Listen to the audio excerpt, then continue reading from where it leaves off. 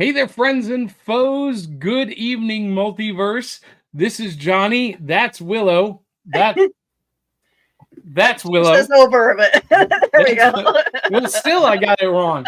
Anyway, this is a very special episode of Back of the Cereal Box Cryptid Crunch because Willow and I have a very special announcement for everybody. And there's only really one good way to share.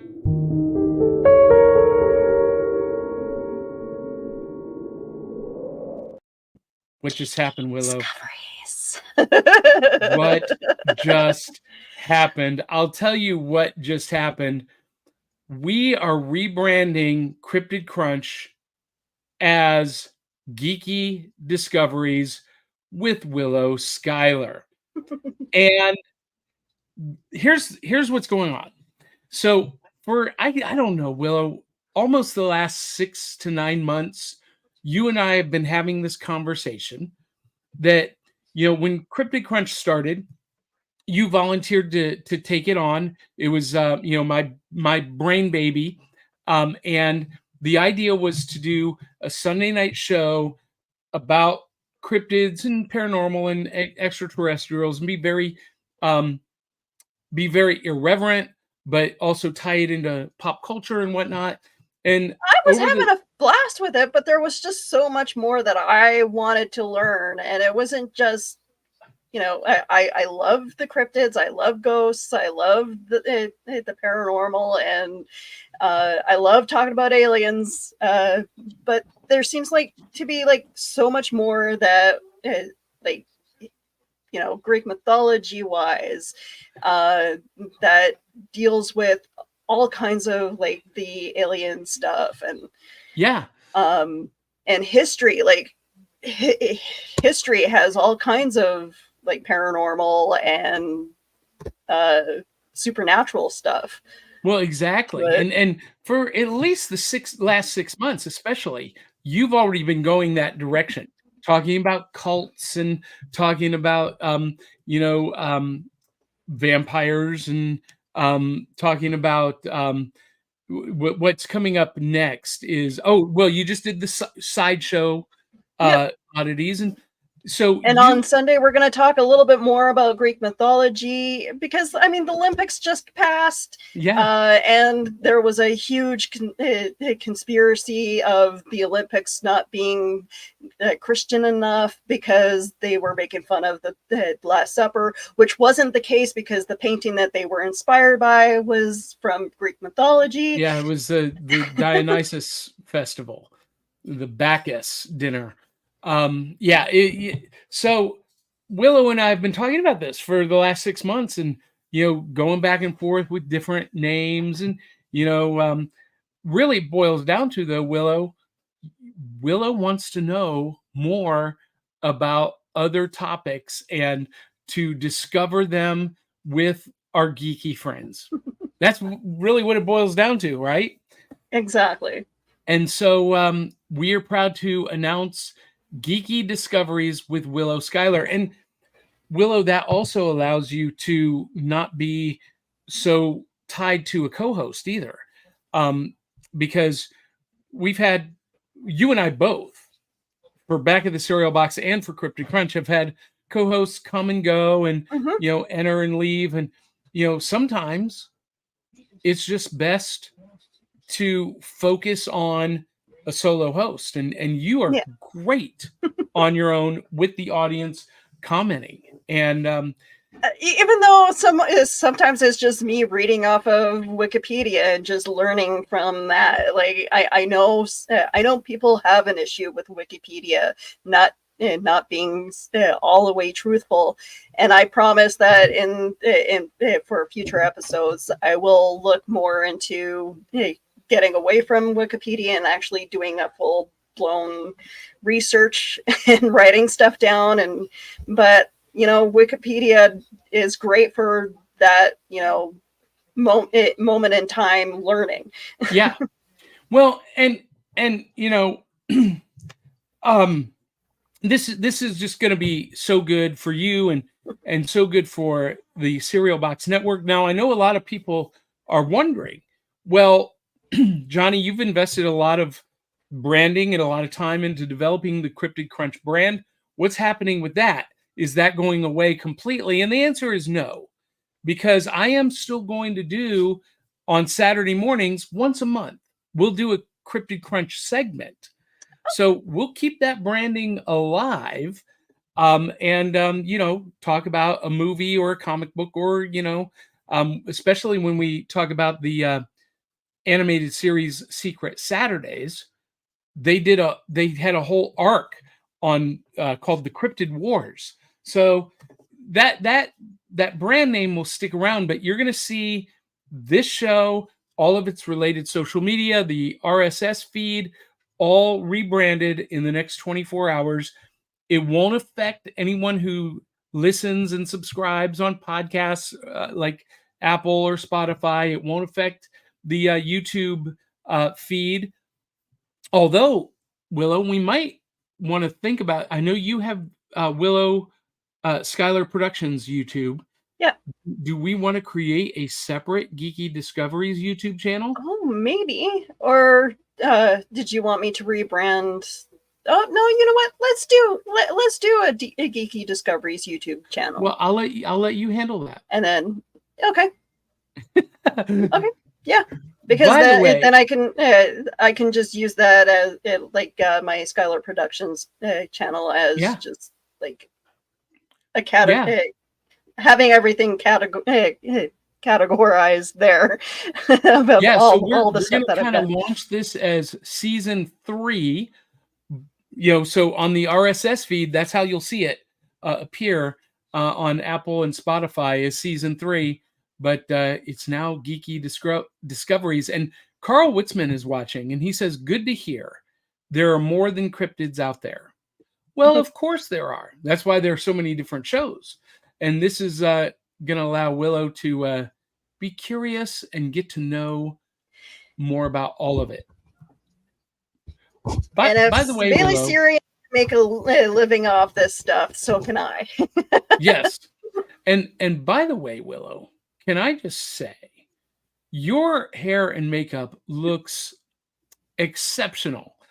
Thank you. Chef's kiss to you tonight. You look beautiful. Thank you very much. Definitely going for like the 80s look tonight, though. I love this. I love the whole look. You got a great vibe. That's awesome. Thank you. Awesome. Well, so that's our announcement, folks. And that took us all of 7 minutes, 8 minutes now. And so while Willow was here, because she's not been able to be with us on a regular basis on Saturday mornings here, although which I definitely want to come back. A little birdie told me that you might be joining us this Saturday. Yes, I have a free schedule on Saturday, so we're going to be talking about Mighty Mouse. But Willow brought up in the comments a couple of weeks ago on Back of the Cereal Box that she had seen Deadpool and Wolverine, and then this last episode, I think you commented that you had seen Borderlands. Yeah, and that it wasn't what you thought it could be. I thought it would be interesting to just round out our time doing a compare and contrast of Deadpool and Wolverine and Borderlands, because they're two very different movies in this summer blockbuster season. And unfortunately, one is not performing up to expectations at the box office, while the other one is going above and beyond expectations. Can you guess which one? Although, I usually like movies that other people don't like. Okay, and, I'm very much the same way. I think I like Borderlands, but because I played the video games, I can definitely see why people weren't too happy with it. I was expecting a little bit more as far as marketing and maybe summer blockbuster-ish for it. Yeah. Because of the star-studded cast. Amazing cast. Mm-hmm. I mean, you've got Kate Blanchett, Ariana Greenblatt, Kevin Hart, Kevin Hart. Jamie Lee Curtis. Mhm. Hello. I mean, just a phenomenal cast. Yeah. Um, yeah, Jack Black does a really good Oh, and job Jack as Black. Yeah. Claptrap, which is the annoying character, and he, you know, he He did nailed he it. did the annoying character perfectly. He I annoyed everyone. loathed that character completely. If I were the director, I would have edited out every bit of Claptrap. But two very different movies. So my Oh yeah, perspective on Borderlands, and then we'll talk about Deadpool and Wolverine. Borderlands, it was a fun, fast-paced Saturday matinee movie. And yes, had this movie come out in maybe the 80s or the early 90s, it would be a cult classic today. yeah, The problem it has, despite a great cast, visually amazing. It was beautiful to watch. Um, but despite that, the movie was a little bit schizophrenic because it couldn't decide whether it was Blade Runner or Mad Max or Guardians of the Galaxy or the X-Men or, throwing in a little bit of Indiana Jones and Star Wars. There was so much happening that it felt very schizophrenic. And spoiler alert, when Lilith is revealed as being who they drop. Look, I saw that coming a mile away. I knew when she exactly, same. introduced herself at the top of the movie, she was the Yeah, one. But when she was revealed to be who we thought she was, I, I was like, did this just jump the shark? Did this just go a step too far? And because it all of a sudden became X-Men, yep, right? You know yep, what I'm talking yep, about? yep. And had that been the movie from the beginning, no problem. But it felt very schizophrenic to me. That's Yeah, not to say that it's a bad movie, but it's a movie that you want to go see on a Saturday afternoon, or wait till it comes out on streaming and you know enjoy it at home. yeah. Oh yeah, and see that like when I watched it on last week's Sunday or this week's Sunday, whatever. Anyway, I saw it on Sunday, and it was a perfect afternoon. Just we uh, wasted our day, I guess, or like it was a time waster, perfect time waster of a movie. I'm sorry to say, but it it could have been a lot better. You're releasing a movie in the summertime, and we're expecting these summer blockbusters, um, like Deadpool and Wolverine, and something that as geeks we want to spend our money on merchandise, on like and costumes. They could have marketed this movie like the video games for the costumers who want to make the costumes of their favorite characters. There Well, wasn't really much for that in Borderlands, unfortunately.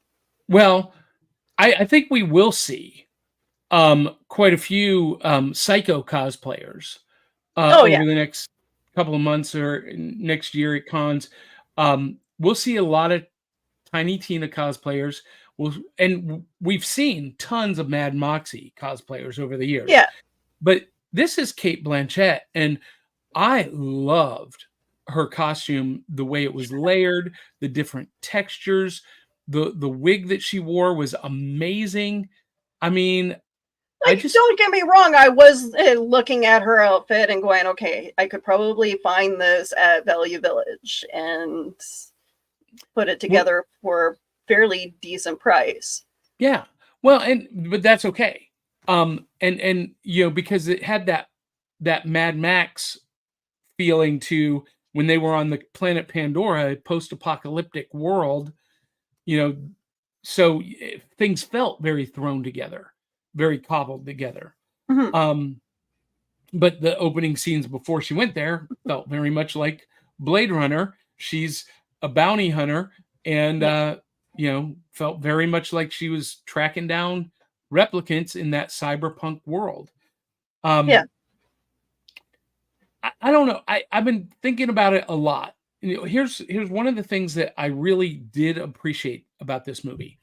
Even though there's a lot of fighting, there's violence, there's a lot of shooting, a lot of action, but I don't remember there being intense amounts of gore or over the top bloody. There was one guy who got his head blown off. That was pretty shocking, but it wasn't every scene. No, which is interesting for Eli Roth to make a movie like is so not so violent. I mean, like in that way where, and he's known for his horror movies, which a lot of them are gory. Yeah. Well, and I didn't hear it. I don't remember hearing any vulgarity. I mean, there might have been a curse word somewhere, but I don't remember it. This movie felt very much like an and for 80s... Tiny Tina to be the type of character that wants to blow things and blow people up all the time. Yeah, it just... Yeah. I mean, there was like the few shooting scenes that existed. It was just them disintegrating. It wasn't like an explosion of bodies. Yeah.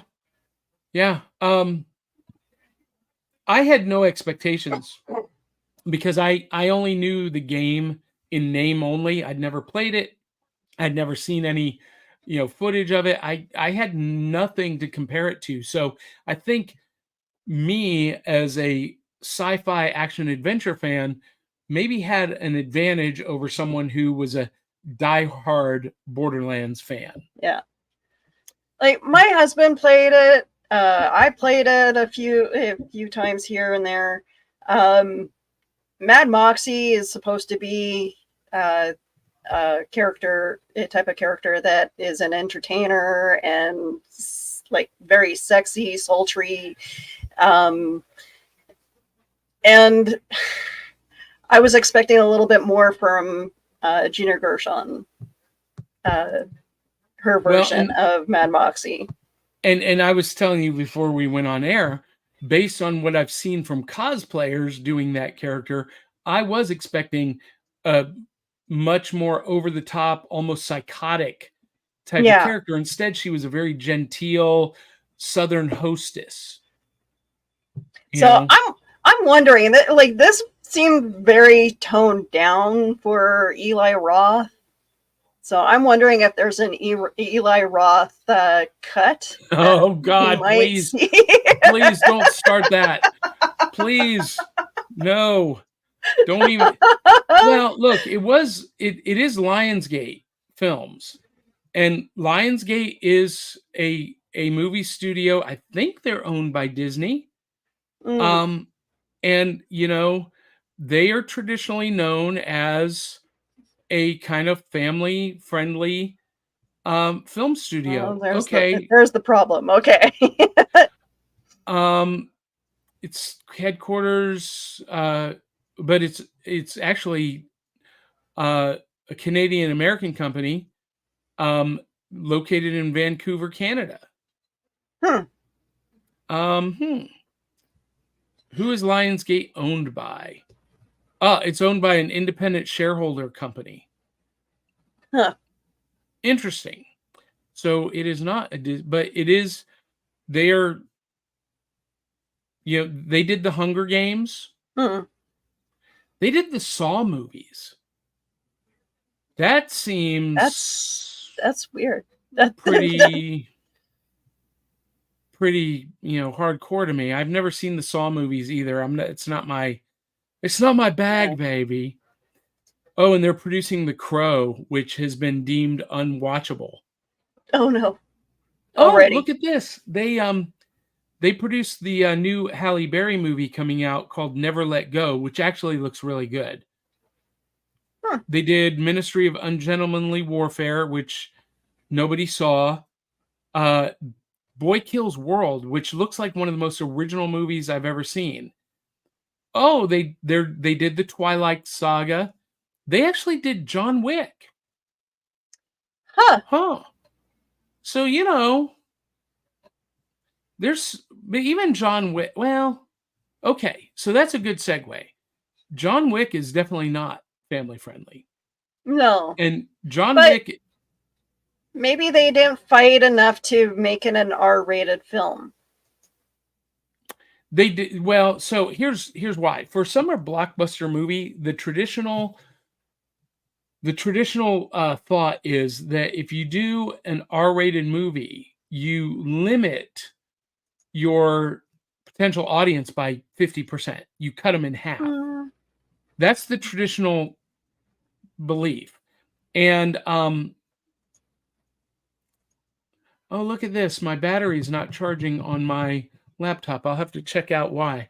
But the conventional wisdom was overturned this summer with the other film that we both saw, Deadpool and Wolverine, which is the complete opposite of this movie. Now, Willow, I'm going to say something that's going to get my geek card pulled. I did not like Deadpool and Wolverine. That's fine. I did not like it one bit. And were you a fan of the comics? No. Though? No. I hate the character of Deadpool to begin with. And I'm not a fan of Wolverine. I think Wolverine is maybe one of the most overrated comic book characters ever. I love that you're saying that because it has pissed me off so much that Wolverine has become this popular character. That he seems to overshadow the X-Men.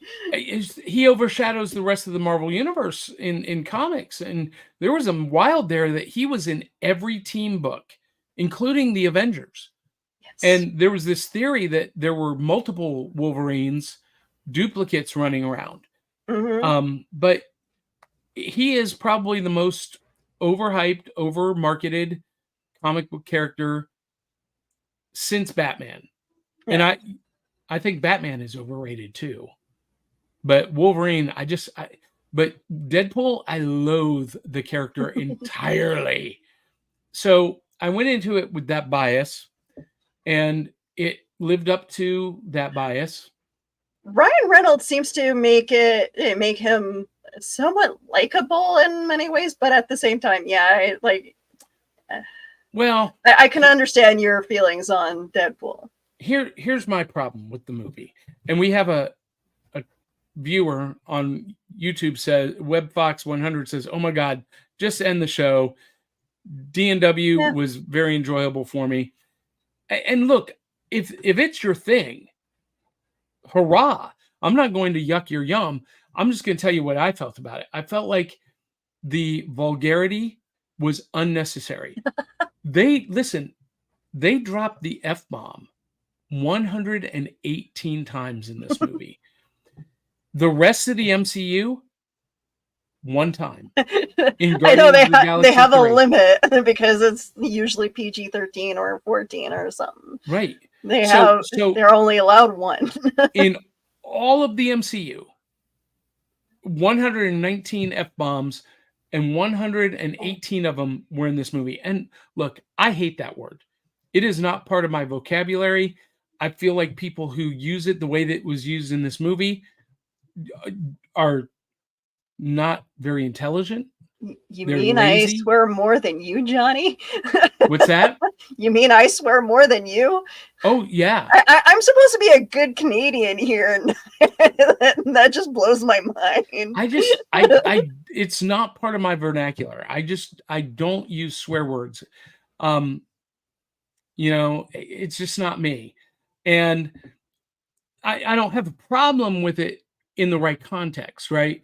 So in a rated R movie, like if you're in war or it's a super intense situation and it comes out as an organic part of the script, great. But in this, it was used so liberally that it completely lost any effectiveness. It was gratuitous and it made me uncomfortable. Um, and the over the top violence, constant over the top violence, just wore me out. Hmm. And it negated any comedic moments for me. And then the sexual innuendo and sexual content, you know what? I don't need that in a superhero movie. Just not my thing.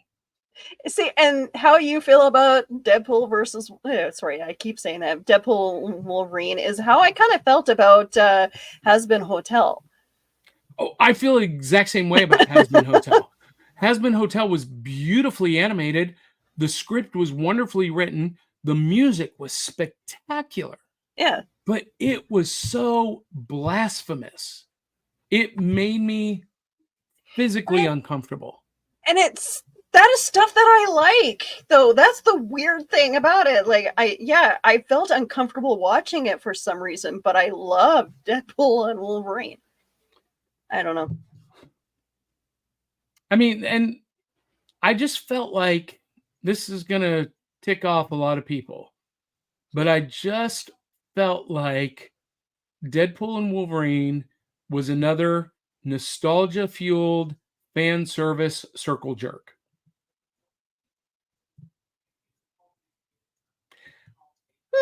I like seeing Jennifer Garner. Yeah. Jennifer Garner looked amazing.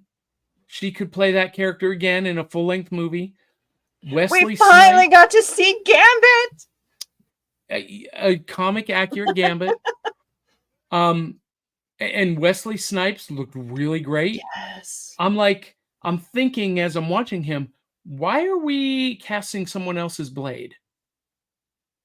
He looks like he can go. But anyway. Apparently Ryan Reynolds really wants to make a Blade movie that'll send him off. Well, hopefully he can stay out of jail this time. Well, I think we saw the seeds of it in this movie, and Kevin Feige needs to make that happen. Wesley Snipes is Blade. Mm-hmm. Absolutely. It's like Chris Evans is Captain America. Robert Downey Jr. is Iron Man. For now, he will be Dr. Doom. It was nice to see Chris Evans portray the Human Torch again. Well, and that's another thing. I'm like, he looked great and he played the role great as Johnny Storm. I'm like, why are we recasting Johnny Storm? If we can do it with Robert Downey Jr., let's bring Chris Evans back for the new Fantastic Four movie. I mean, it's called acting, people. Anyway. But you know how, like, I don't know about Robert Downey Jr. Portraying Victor Von Doom. Yeah, I don't know. Well, the internet is very split. When they announced it, the crowd went crazy. And then over the next 24 to 40 hours, people kind of processed it. And now people are like, I don't get it. I don't understand. How can Tony Stark be, Doom? And I'm like, he's not playing Tony Stark. Yes, he's the same actor. He's playing Victor Von Doom. Actors can play different characters. But I mean, this seems like it's a habit with Marvel is casting one actor to play two roles. Well, but see, I don't have a problem with that. And you come from live theater. You've done a lot of live theater. How many times have you been in a show where an actor played from the play? Okay, that aside, how many times have you seen or been in a play where one actor plays multiple characters? That's true. In the same story. Well, I mean, even in the play that I was in, yeah. Yeah. I mean, that is a thing, and I don't think that it's a shock to see. And look, by the time that movie comes out, Robert Downey Jr. will have so many prosthetics. He'll be speaking with a thick European accent. I am von Doom.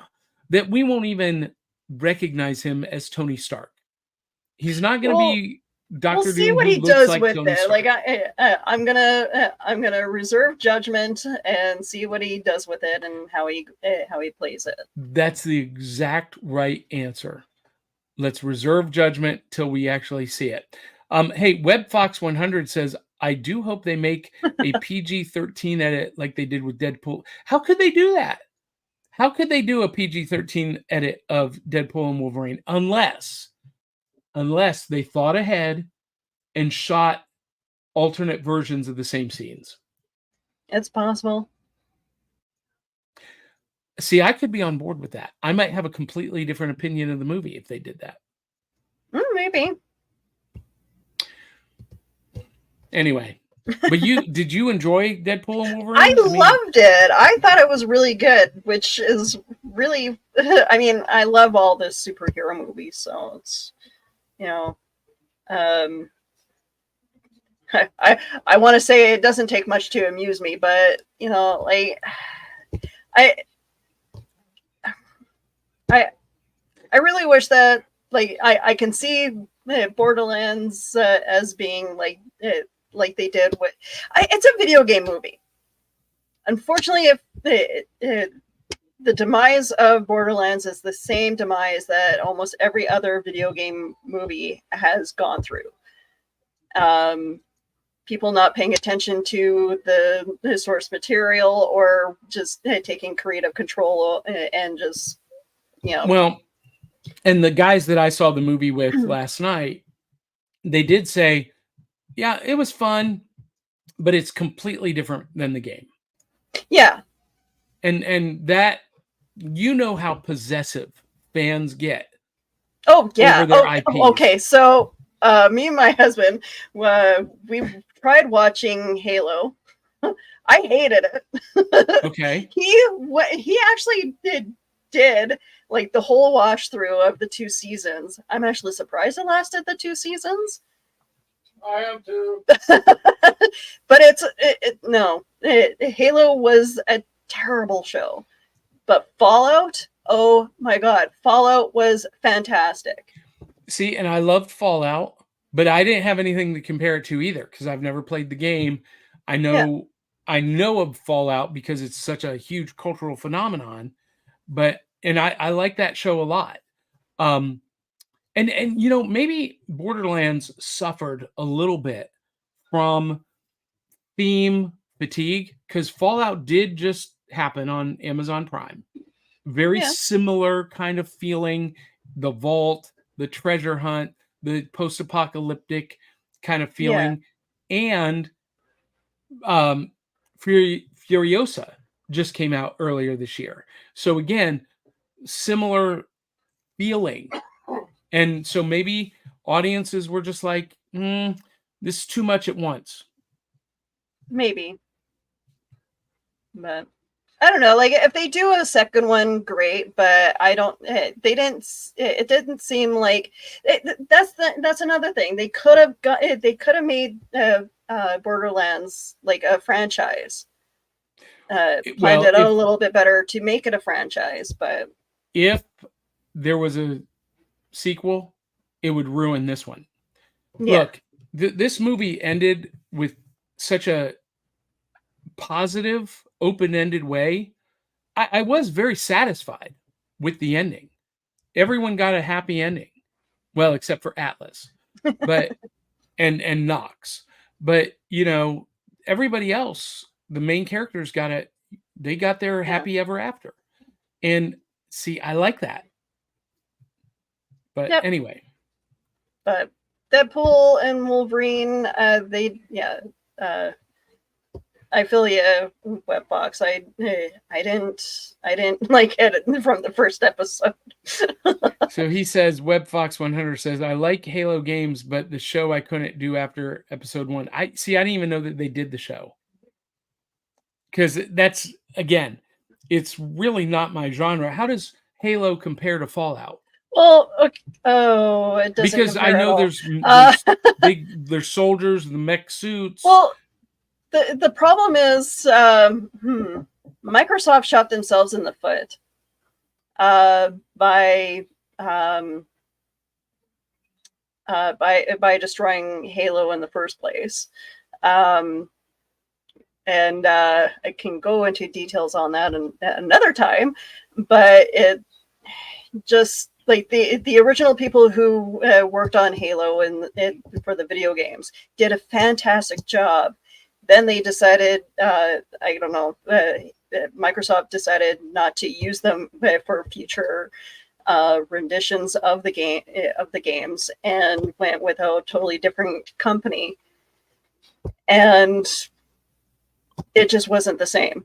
And I think that the show was Microsoft's way of killing Halo off completely. Interesting. That's how I feel about it. But well, and here go my dogs going crazy. Talk for a minute, Willow. So yeah, no, I feel you, Webbox. The Halo could have been a totally different show had maybe the original people who worked on it actually were there and made this like they did for the books. Andrew Milden is in the chat. Yep. Halo was pretty horrible. They totally took liberty on everything, the characters, the storyline, everything. And they tried creating their own thing with it. But I don't know, they messed it up pretty big time. At least that's how I feel. That's how my husband feels. Like we were diehard fans of Halo for the first long while. Let me ask you this question, because I was thinking about this today, and we'll kind of wrap it up here. Mm-hmm. Do you think it kind of confuses me? I'm not sure I understand why fans want to see the same stories that they've already seen or read or played redone. We want, like, okay, in the case of Resident Evil, we want to see the characters come to life on the screen, just like how we imagined them coming to life on like playing. But in similar scenarios, I wanted, when it came to Resident Evil, I wanted the Spencer estate. I wanted Jill and Chris. I wanted, I love zombies. What we got from the Resident Evil movies was great, but we saw what we could have gotten. It was a little bit better. Should have been a little bit better than what we got, but I understand a lot of people do like the movies. Well, I'm on like comic book groups on Facebook, and they talk about the movies, how they don't adapt the source material faithfully, or like I have a friend who gets all upset that they didn't adapt the Star Wars Thrawn trilogy word for word, and I'm like, but you've already read that story. That's a story you already know. Why do you have to see it all over again? I want to see original stuff that maybe I'm not so familiar with. But what I wanted to see, even I'm drawing a blank. Tom Holland and oh, I know what you're talking about. Yeah. The one that came, yeah. Why can't I think of that either? I started it. I couldn't get past 20 minutes. It just seems like, we would like to see original stories, but with the characters that we've grown to love from the video games. And Uncharted. Unfortunately, thank you. Unfortunately, we're not seeing And when we suggest that certain actors play these characters, and then we get, well, okay, I'm sorry, we get Tom Holland as as Nathan Drake. We wanted someone a little bit beefier. We wanted Nathan Fillion to play him. But see, I understand fans having investment and desire, but those actors may not be available. Nathan Fillion may not be available. He might have been doing another project. He might have been maybe too expensive. You know, Nathan Fillion did do a the fan service version of Uncharted, though, and he released it on YouTube. Well, okay. WebFox100 says, with Last of Us, Twisted Metal, Fallout, game adaptation works as a TV mature show, and Sonic and Mario as PG movies. I liked Sonic 1. I thought Sonic 1 was great. Super Mario Brothers was pretty fantastic. But yeah. Certain movies did really good when it came to like Mario, and I have yet to watch Sonic. I'm sorry, guys. Apparently, my husband has seen it. Apparently it's good. The first one's really good. I wasn't a big fan of the second one, but the first one I liked a lot. It was a lot of fun. Andrew Milden says original stuff equals Deadpool and Wolverine. Johnny, well, yes. But I wasn't a fan of the content of that original stuff. See, and when it came to Deadpool and Wolverine, the amount of Easter eggs in that film, I swear, I still haven't. I'll probably end up watching it on streaming and still be picking out like little bits and things that I didn't catch in the theater. But even with Ready Player One, like some of like in the me and my husband, we were geeking out so bad during that movie that people were telling it to shut up. That's funny. One last comment, and then we're going to sign off. WebFox100 says Sonic 2 is so good. As a Sonic fan. So he's saying that as a Sonic fan. Sonic 3 coming this year, and he's excited apparently. That's awesome. Well, for those of you who haven't been with us the full 30 minutes, now 42 minutes, the big announcement is that Cryptid Crunch is now Geeky Discoveries.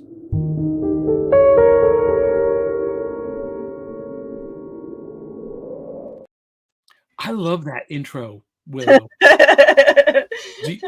that feels so you. Mm-hmm.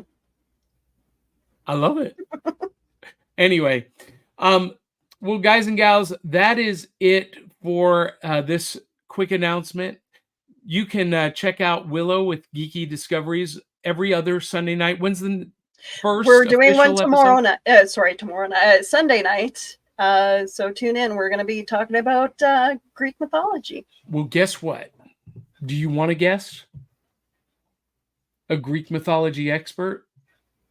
If you want to join us, I'd love it. Because guess what? Little secret. I have been ordered by my doctor, my foot doctor, not to do any tours because I've got an injury and it's fighting an infection. So I am off this weekend. Yay! Sorry. That you're not making money, but yay that you get to join us. Yeah. I will join you Sunday night if you will join me and Aubrey again Saturday morning. Absolutely. For Mighty Mouse on Back of the Cereal Box. Absolutely. I'll be there. And all of that is part of the Cereal Box Network. And we're going to leave you with this. Until the next time, love you, mean it.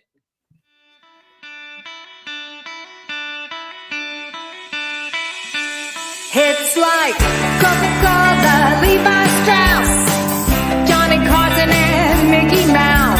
The first